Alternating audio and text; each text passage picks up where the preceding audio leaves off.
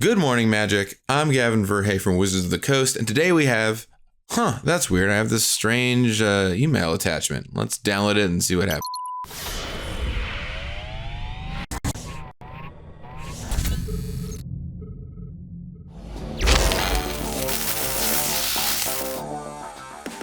Your broadcast will be so graciously and villainously interrupted by me, Dr. Eggman.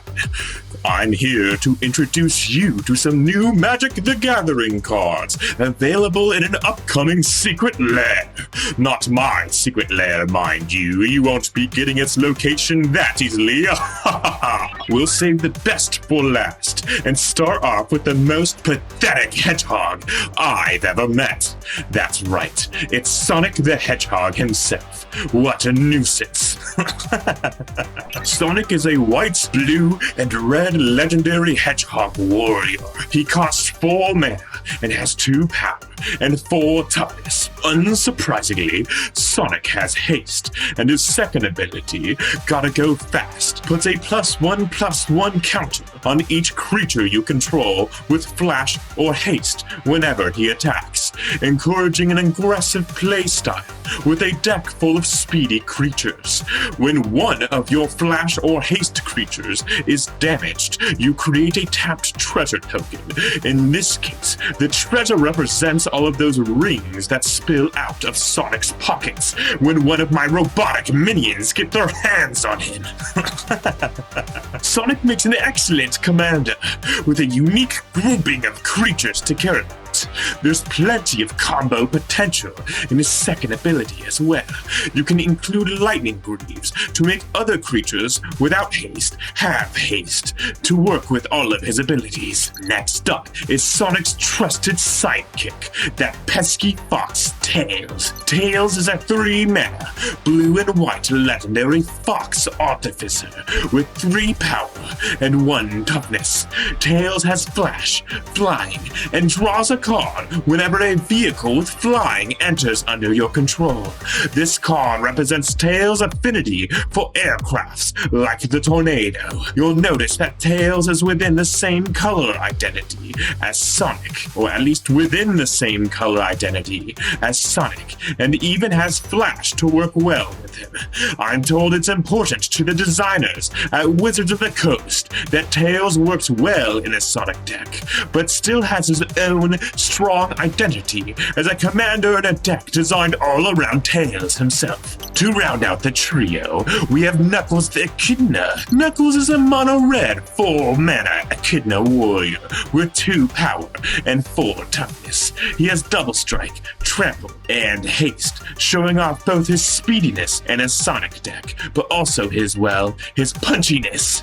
While you have Knuckles in play, your creatures dealing combat damage to your opponents will yield you lots of treasure tokens, rings or emerald shards in this context. Wizard of the Coast game designers decided to further emphasize Knuckles' treasure hunting hobby by giving him an ability named Treasure Hunter, which allows you to win the game if you've accumulated 30 or more artifacts in total. Knuckles is good with cards like Unexpected Windfall and Knuckles Gloves, which will expedite his search for all that treasure. Knuckles was designed to be reminiscent of old encounters in Sonic Adventure Battle 2, where the goal of playing Knuckles in certain levels was to accumulate as many emerald shards or rings as possible. The last ally of Sonic we'll cover is Amy Rose. She's a 4-mana, red and white legendary hedgehog warrior with 3 power and 3 toughness. Again, she has haste to work well with Sonic.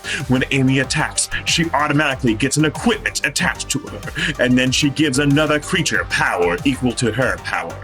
And let me tell you, getting hit with that hammer really hurts.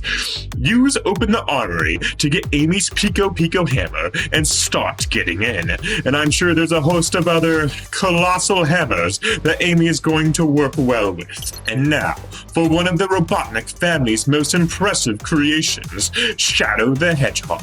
Shadow is a black and red mercenary, costing 2 black mana and 2 red mana. He has 4 power and 2 toughness, the exact inverse of Sonic's power and toughness. He's got haste, and whenever a haste or flash creature dies, Shadow will draw you 1 card. In addition, as long as you cast a spell using mana from an artifact, Shadow's Chaos Control ability comes into play, freezing time and giving that spell split second.